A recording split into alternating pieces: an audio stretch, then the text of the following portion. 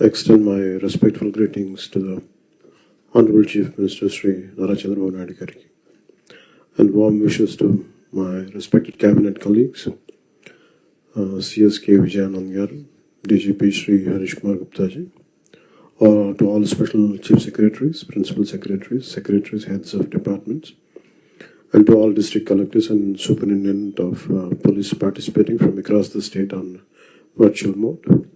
I'm delighted to attend this third conference of ministers and secretaries chaired by Honorable Chief Minister Garu. Andhra Pradesh Prabhutam, they are extremely committed building a state that is which is inclusive, sustainable and responsive to the aspirations of its people. ఈ ప్రజలు మమ్మల్ని ఎన్నుకున్న తర్వాత tangible results, పాలసీల్లో ఉన్నవి చెప్పినవి ఇవన్నీ క్షేత్రస్థాయిలో కనిపించాలి అన్న కమిట్మెంట్తో ముందుకెళ్తా ఉన్నాం.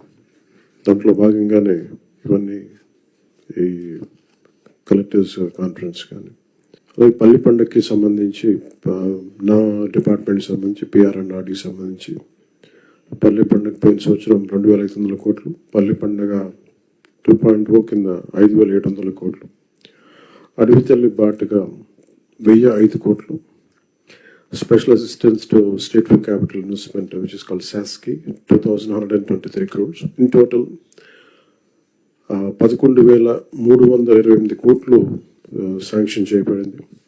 అలాగే జల్ జీవన్ మిషన్ పథకానికి సెంట్రల్ అండ్ స్టేట్ షేర్ కింద మొత్తం 28,000 కోట్లు మొబిలైజ్ జరుగుతూ ఉంది. అందులో ఇప్పటికే దాదాపు 10,000 కోట్ల పనులు ప్రారంభమైనవి. అలాగే ఫారెస్ట్ డిపార్ట్మెంట్కి సంబంధించి 200 కోట్లు నగర వనాలు క్యాంపా ఫండ్స్ ద్వారా ఇవన్నీ ఉన్నాయి. డిస్పైట్ ఉన్న ఆర్థిక పరిమితులన్నింటినీ దాటి గవర్నమెంట్ చాలా తక్కువ రిసోర్సెస్ తోటి కీ డెవలప్మెంట్ ప్రోగ్రామ్స్ని ఇంప్లిమెంట్ చేయడానికి చాలా కట్టుబడి ఉన్నాం. గౌరవ ప్రధానమంత్రి శ్రీ నరేంద్ర మోదీ గారి సహకారం, వారి కమిటెడ్ లీడర్షిప్, అలాగే గౌరవ ముఖ్యమంత్రి నారా చంద్రబాబు నాయుడు గారి అనుభవం, ఈ ప్రోగ్రామ్స్ అన్నీ క్షేత్రస్థాయిలో దీని రిజల్ట్స్ చూడాలని మేము అందరం పనిచేస్తూ ఉన్నాం. మా అందరం కూడా కలిసి పనిచేయాల్సిన అవసరం ఉంది. This effortment and commitment must be clearly understood by the administration. When funds are arranged with such difficulty and responsibility, there can be no excuse for failure in implementation. Every rupee must be translated into visible outcomes on the ground.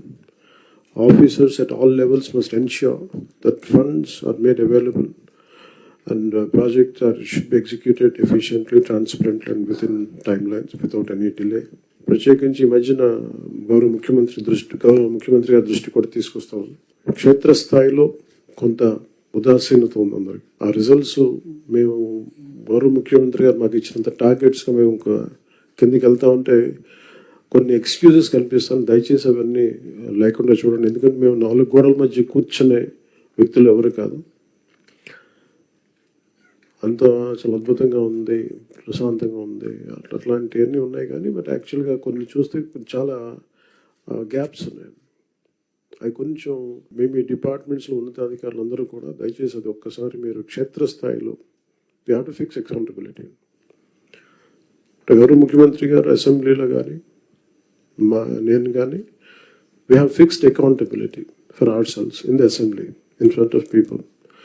So I request you all, make sure that accountability should be fixed, including the last employee to the topmost official also. Otherwise, this would be very difficult to see the tangible results at a grassroots level. Thank you.